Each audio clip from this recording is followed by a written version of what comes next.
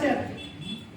వీరిద్దరిని అంటే సృజించిన తర్వాత వారిద్దరిని జతపరిచిన తర్వాత వారిద్దరూ ఎలా ఉండాలి, ఏ విధంగా ఉండాలి అనేది దేవుడి గ్రంథంలో స్పష్టంగా చెప్తూ ఉన్నారు.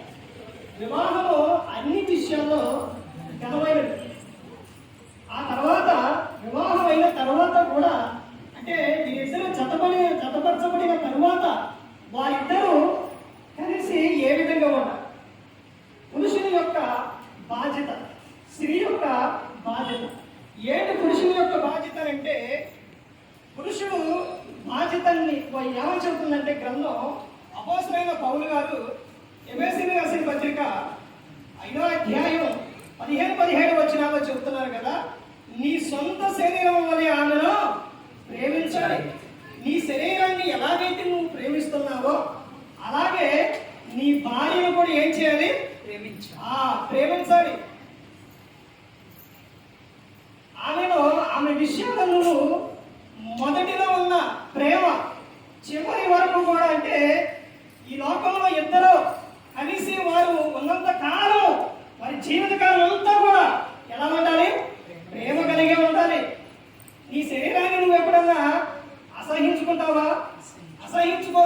అలాగే నీ భార్యను కూడా నువ్వు అసహించుకోకూడదు. సామెతలు 5వ అధ్యాయం 18వ వచనం అక్కడ ఏమని చెప్తున్నారంటే ఆమెతో సంతోషించవలను. వివాహం అయిన తర్వాత కొన్ని రోజుల తర్వాత పిల్లలు పుట్టిన తర్వాత ఆ తర్వాత ముందుకు వెళుతున్న కాలంలో చాలా మంది పురుషులు ఏం చేస్తున్నారంటే భార్యని ఇష్టపడట్లేదు. కానీ గ్రంథం ఏం చెబుతుందంటే నీ జీవితకాలం అంతా కూడా ఆమె యందు నువ్వేమించాలి?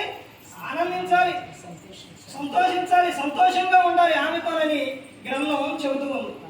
అపోస్తలుడైన పౌలు గారు ఎఫెసీయులకు రాసిన పత్రిక 5వ అధ్యాయం 27వ వచనం అక్కడ ఏమని చెప్తున్నారంటే ఆమెను ప్రేమించి సంతోషపరచవలెను. ఏం చేయాలంట? ఆమెను ప్రేమించి ఆమెను సంతోషపరచాలి. కొలసీలకు 3వ అధ్యాయం 19వ వచనంలో ఆమెను నిష్ఠూర పెట్టరాదు. ఏం చేయకూడదండి? బాధ పెట్టకూడదు. ప్రతి ఒక్క రిఫరెన్స్ కూడా చదివించడానికి సమయం చాలా అయిపోయింది. గ్రంథంలోనే కొరింథీయులకు రాసిన మొదటి పత్రిక 7:13లో కూడా చెబుతారు. తర్వాత పేతురు గారు రాసిన మొదటి పత్రిక 3వ అధ్యాయం 7వ వచనంలో బలహీనమైన ఘట్టమని మరియు జీవమునందు సమాన వారసురాలని సన్మానించి ప్రేమించవలెను. ఆమెను ఏం చేయాలి? ప్రేమించాలి. ఆమెను ప్రేమగా చూసుకోవాలి. ఆమె వారి ఇంటికాడ ఉన్నప్పుడు తల్లిదండ్రులతో పాటు ఎంత ఆనందంగా అయితే ఉందో అలాగే నీ దగ్గరకు వచ్చిన తర్వాత నువ్వు కూడా ఆమె ఏం చేయాలి? ప్రేమించాలి, సంతోషంగా చూసుకోవాలి.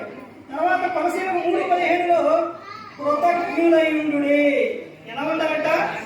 కృతజ్ఞులై ఉండాలి. తిమోతికి రాసిన మొదటి పత్రిక 5వ అధ్యాయం 8వ వచనంలో ఇంటి బాధ్యత కలిగి ఉండాలి. ఒక్క నిమిషం అండి. ఇంటి బాధ్యత కలిగి ఉండాలి. పురుషుడు ఎలా ఉండాలంటే పురుషుని బాధ్యత ఏంటి? ఇంటి బాధ్యత కలిగి ఉండాలి. ఇంటి బాధ్యత కలిగి ఉంటే ఏం జరుగుతుంది? ఏం జరుగుతుందండి? ఆశీర్వాదం ఉంది. కీర్తనలు 128 1 నుంచి 1వ వచనం నుంచి 6వ వచనం వరకు ఏమని? యెహోవా యందు భయభక్తులు కలిగి ఆయన త్రోవల యందు నడుచు వారందరూ ధన్యులు. నిశ్చయముగా నీవు నీ చేసిన కష్టార్జితం అనుభవించను. నీవు ధన్యుడవు, నీకు మేలు కలుగును. నీ లోబడి నీ భార్య ఫలించు ద్రాక్షవల్లి వలె ఉండును. నీ భోజనపు బల్ల చుట్టూ నీ పిల్లల ఒలీవ మొక్కల వలె ఉండు. యెహోవా యందు భయభక్తులు గలవాడు ఎలాగూ ఆశీర్వదింపబడును.